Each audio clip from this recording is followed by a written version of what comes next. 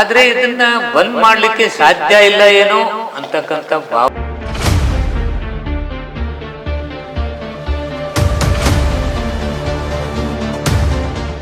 ಇದು ರಾಷ್ಟ್ರ ಮಟ್ಟದಲ್ಲಿ ಬಂದ್ ಆಗದೆ ಇದ್ರೆ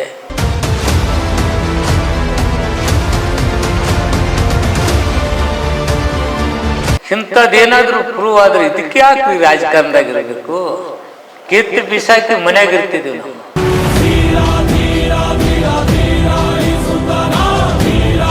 ಸುಳ್ಳಿಗೆ ಯಾಕೆ ಎದುರ್ತೀಯನೇನು ತಿಮ್ಮಪೂರ್ ಅಂತಕ್ಕಂಥ ಒಂದು ಮನಸ್ಸು ಬಡದೆಬ್ಬಿಸ್ತಾ ಇದೆ. ಮಣ್ಣಿನ ಮಗನು ಇವನು ಕೊಡುಗೈದಾನಿ. ಈ ದೇಶದ ಪ್ರಧಾನಿಗೆ ಸುಳ್ಳು ಹೇಳಿ 700 ಕೋಟಿ ಅಂತ ಹೇಳಿಸ್ತವ್ರು.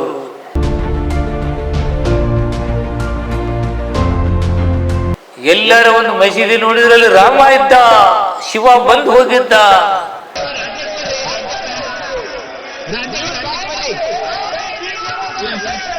ಅದೇ ಮೈನಾರಿಟಿ ಅವ್ರಿಗೆ ಎಷ್ಟು ಮಂದಿಗೆ MLA ಟಿಕೆಟ್ ಕೊಟ್ಟರು, ಎಷ್ಟು ಮಂದಿಗೆ ಮಂತ್ರಿ ಮಾಡಿದ್ರು.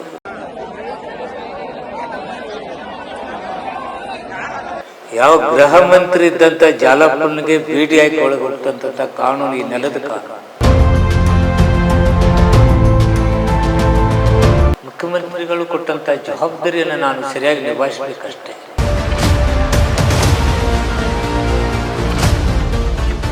ಸರ್ವಜನ ಸರ್ವಜಾತಿ ಸರ್ವರನ್ನ ತೆಕ್ಕಿ ಹಾಕೊಂಡು ಹೋಗ್ತಕ್ಕಂಥದ್ದೇ ಕಾಂಗ್ರೆಸ್.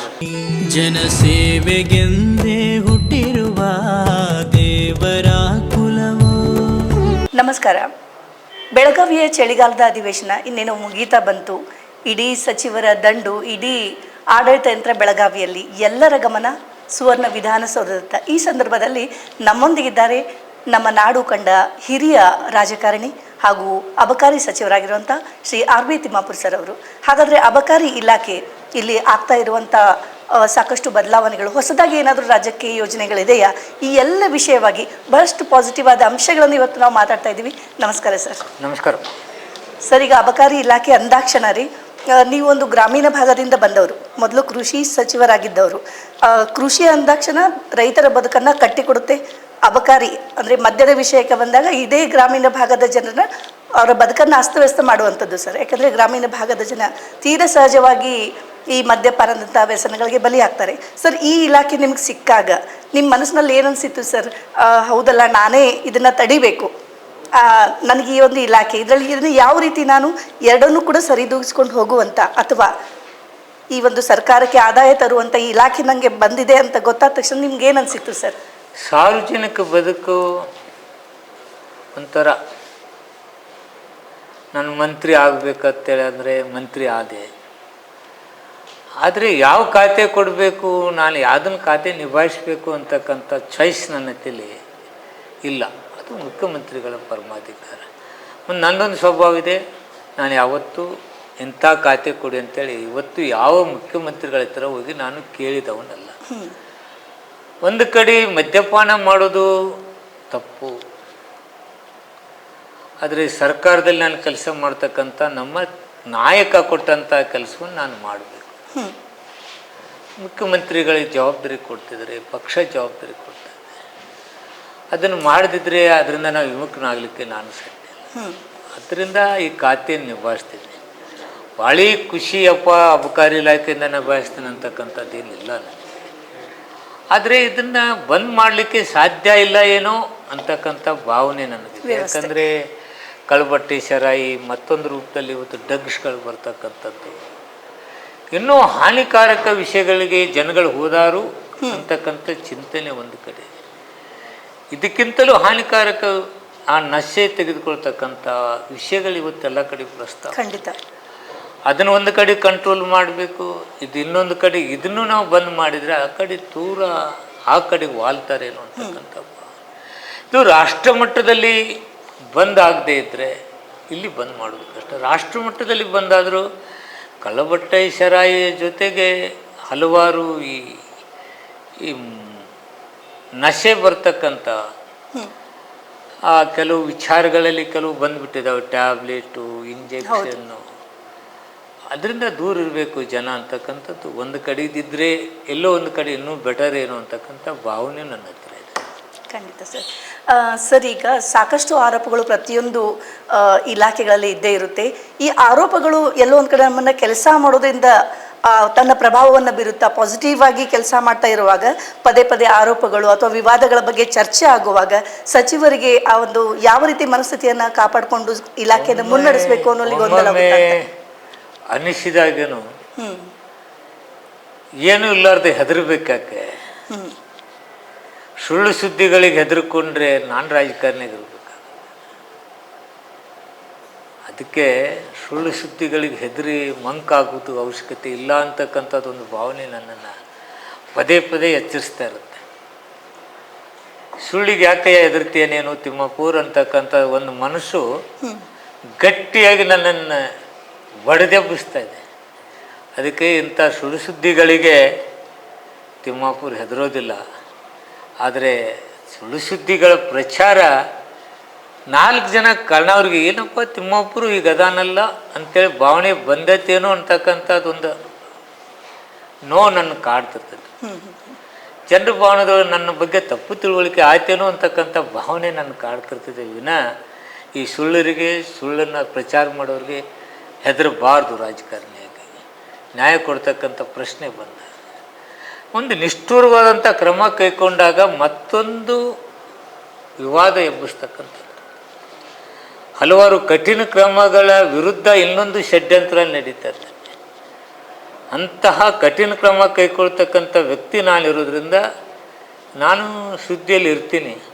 ಸುಳ್ಳು ಸುದ್ದಿನೂ ಮತ್ತೊಂದು ಸುದ್ದಿನೂ ಇರುತ್ತೆ. ಸುಳ್ಳು ಸುದ್ದಿಗಂತೂ ಹೆದರೋದಿಲ್ಲ. ಇದು ತಿಮ್ಮಾಪುರನ. ಸರ್, ತಾವು ಹಿರಿಯ ರಾಜಕಾರಣಿಯಾಗಿದ್ದೀರಿ, ಅಂದಿನ ರಾಜಕಾರಣವನ್ನು ಕೂಡ ನೋಡ್ತಾ ಬಂದಿದ್ದೀರಿ. ಆದರೆ ತೀರಾ ಇತ್ತೀಚೆಗೆ ರಾಜಕಾರಣವನ್ನು ನೋಡಿದಾಗ ಎಲ್ಲೋ ತೀರಾ ವೈಯಕ್ತಿಕ ಮಟ್ಟಕ್ಕೆ ಟೀಕೆಗಳಿರ್ಬೋದು ಅಥವಾ ಎಲ್ಲೋ ಒಂದು ಕಡೆ ಈ ಒಂದು ರಾಜಕಾರಣ ಅನ್ನೋದು ಕೇವಲ ನೆಗೆಟಿವ್ ಆದಂಥ ಅಂಶಗಳನ್ನು ಬಿಂಬಿಸೋ ದಿಕ್ಕಿನಲ್ಲಿ ನಡೀತಾ ಇದ್ದೇನಾ ಅಂತ ನಾನು ಕಂಡ ಹಾಗೆ ಕೆಲವು ಪಕ್ಷಗಳು ಮುಂಜಾನೆ ಎದ್ದ ತಕ್ಷಣ ಯಾವುದೇ ಅಭಿವೃದ್ಧಿ ಕೆಲಸಗಳನ್ನ ಕೇಳೋದಿಲ್ಲ. ಜನಾಂಗೀಯ ನೋವಿಗೆ ಸ್ಪಂದಿಸ್ತಕ್ಕಂಥ ಪ್ರಶ್ನೆಗಳಿಲ್ಲ. ಬರೀ ಯಾರ್ದೋ ಒಂದು ತೇಜೋವಧಿ ಮಾಡ್ತಕ್ಕಂಥದ್ದು, ಯಾರೋ ಒಬ್ಬನ ತೇಜೋವಧಿ ಮಾಡಿ ನಾನು ಬೆಳಿಬೇಕು ಅಂತಕ್ಕಂಥ ಮನೋಭಾವ. ಇವು ಅವರಿಗೆ ಒಳ್ಳೆಯದಲ್ಲ, ಅವ್ರ ರಾಜಕಾರಣ ಬದುಕಿಗೆ ಒಳ್ಳೆಯದಲ್ಲ.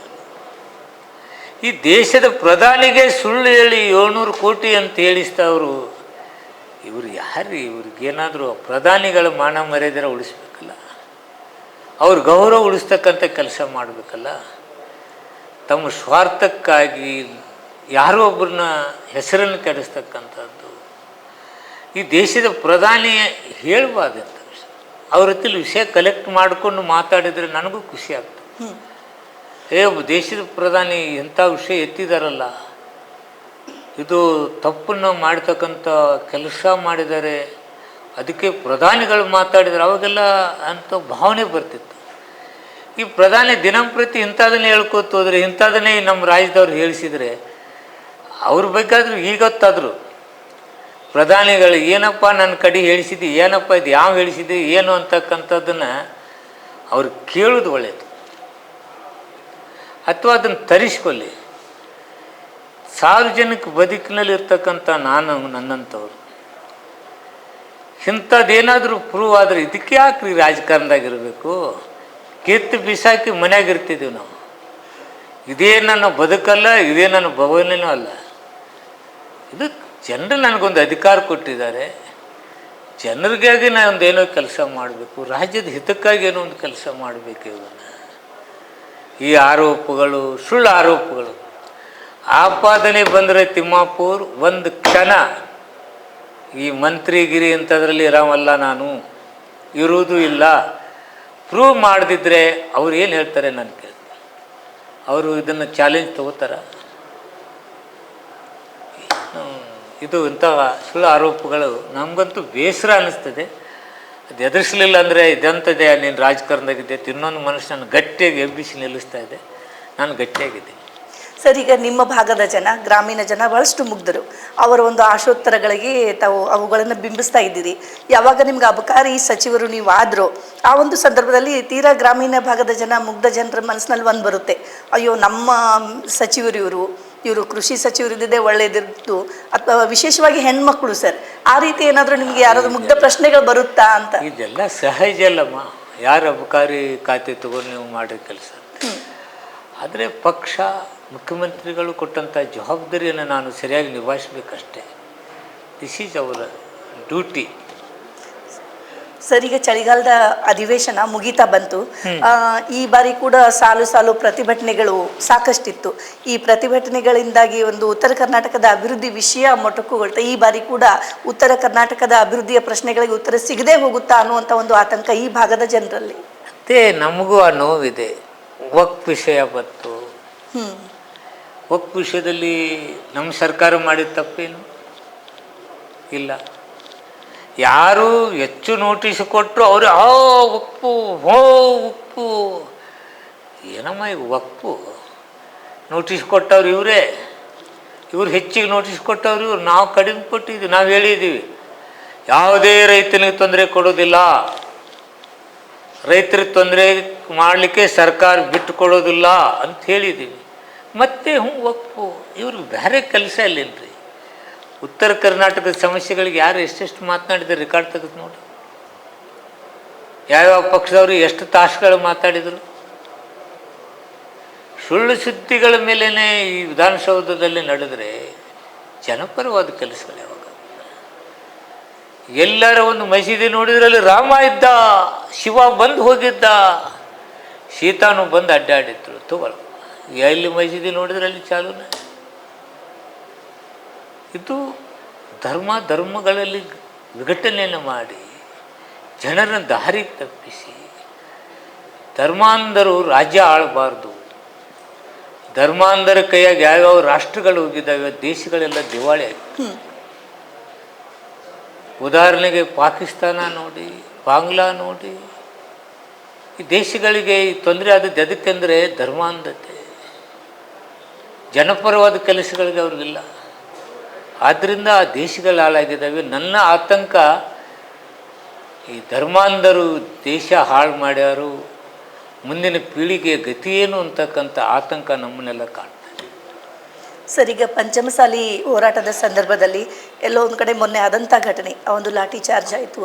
ಆ ಒಂದು ಸಂದರ್ಭದಲ್ಲಿ ಕಾಂಗ್ರೆಸ್ ಸರ್ಕಾರ, ಈಗಿರುವಂಥ ಸರ್ಕಾರ ಇದು ಲಿಂಗಾಯತ ವಿರೋಧಿ ಸರ್ಕಾರ ಅಂತ ಒಂದು ಬಿಂಬಿತವಾಗ್ತಾ ಇದೆ ಅನ್ನುವಂಥ ಮಾತು, ಆ ಬಗ್ಗೆ ಏನು ಹೇಳ್ತೀರಾ? ಲಾಠಿ ಚಾರ್ಜ್ ಯಾಕಾಯ್ತಮ್ಮ? ಕಲ್ಲು ತೂರಾಟ ಮಾಡಿದ್ದಕ್ಕಾಗಿ ಆಗಿರ್ಬೋದು. ಯಾರು ಕಲ್ಲು ತೂರಿದ್ರು? ಅಧಿಕಾರಿಗಳು ಹೇಳಬೇಕು ಸರ್. ಅಲ್ಲ, ನೀವು ನೋಡಿದ್ರಲ್ಲ, ನಿಮ್ಮದು ಟಿವಿಯಾಗ ನೋಡಿದ್ದೀವಲ್ಲ, ನಾವು ನೋಡಿದ್ದನ್ನಷ್ಟೇ ಚಪ್ಪಲಿ ತೂರಿದ್ ನೋಡಿದ್ದೀವಿ, ಕಲ್ಲು ತೂರಾಟ ನೋಡಿದ್ದೀವಿ. ಲಾ ಆ್ಯಂಡ್ ಆರ್ಡರ್ ನೋಡೋರು ಅಧಿಕಾರಿಗಳು ಅದನ್ನು ಮೇಂಟೈನ್ ಮಾಡಬೇಕಾದವ್ರ ಕರ್ತವ್ಯ ತಾನೆ. ಆದ್ರೂ ಅದನ್ನ ತಡಿಬಹುದಾಗಿತ್ತು, ಇನ್ನೊಂದು ಸ್ವಲ್ಪ ಸಾಫ್ಟ್ ಆಗಿ ಹ್ಯಾಂಡಲ್ ಮಾಡಬಹುದಾಗಿತ್ತು ಅನ್ನೋ ಮಾತಿದೆ. ಚಪ್ಪಲಿ ಕಲ್ಲ ಉಗಿಸ್ಕೊಂಡು ಸುಮ್ಮನೆ ನಿಂತು ಬಿಡಬೇಕಾಗಿತ್ತಾರ ಸರ್? ಆದ್ರೂ ಪೊಲೀಸರು ಈ ಕೆಲವೊಂದು ವಿಡಿಯೋಗಳಲ್ಲಿ ನೋಡಿದಾಗ ಸರ್, ಬಹಳಷ್ಟು ವಯಸ್ಸಾದವರು ಕೂಡ ಇದ್ರು. ಆ ಒಂದು ಸಂದರ್ಭದಲ್ಲಿ ಸ್ವಲ್ಪ ಇದನ್ನ ಸಾಫ್ಟ್ ಆಗಿ ನಿರ್ವಹಿಸಬಹುದಾಗಿತ್ತು ಅನ್ನೋ ಮಾತನ್ನ ಪ್ರತಿಭಟನಾಕಾರ ಹೇಳ್ತಾರೆ. ಕಾನೂನು ಕೈಗೆತ್ಕೊಂಡಾಗ ಮುದುಕರೇನು, ಯುವಕರೇನು, ಮಧ್ಯಮ ವರ್ಗದವ್ರೇನು, ಹೆಣ್ಮಕ್ಳೇನು, ಲಾಯರೇನು, ರಾಜಕಾರಣಿಗಳೇನು, ಕಾನೂನು, ಈ ರಾಜ್ಯದ ಕಾನೂನು ಎಂಥ ಸ್ಟ್ರಾಂಗ್ ಅಂದರೆ, ಯಾವ ಗೃಹ ಮಂತ್ರಿ ಇದ್ದಂಥ ಜಾಲಪ್ಪನಿಗೆ ಬೇಡಿ ಹಾಕಿ ಒಳಗೆ ಹೋಗ್ತಂಥ ಕಾನೂನು ಈ ನೆಲದ ಕಾನೂನು. ಈ ನೆಲದ ಕಾನೂನಿಗೆ ಗೌರವ ಕೊಡ್ತಕ್ಕಂಥದ್ದು ನಮ್ಮೆಲ್ಲರ ಕರ್ತವ್ಯ. ಆ ಲೋಪದಿಂದ ಲಾಠಿ ಚಾರ್ಜ್ ಆಗಿರಬೇಕೇ ವಿನ ಲಿಂಗಾಯತರನ್ನೇ ಹತ್ತಿಕ್ಕೆ ಬಿಡಬೇಕು ಅಂತ ಲಾಠಿ ಚಾರ್ಜ್ ಮಾಡೋಕ್ಕಾಗಲ್ಲ. ಅದನ್ನು ಕೂಲಂಕುಷವಾಗಿ ಮುಖ್ಯಮಂತ್ರಿಗಳು ತರಿಸ್ತಾರೆ, ನೋಡ್ತಾರೆ. ಯಾವುದೇ ಒಂದು ಸಮುದಾಯವನ್ನು ಟಾರ್ಗೆಟ್ ಮಾಡ್ತಕ್ಕಂಥದ್ದು ಸಾಧ್ಯ ಇಲ್ಲ. ಅದು ನಮ್ಮ ಸರ್ಕಾರದಲ್ಲಿ ಸಾಧ್ಯ ಇಲ್ಲ.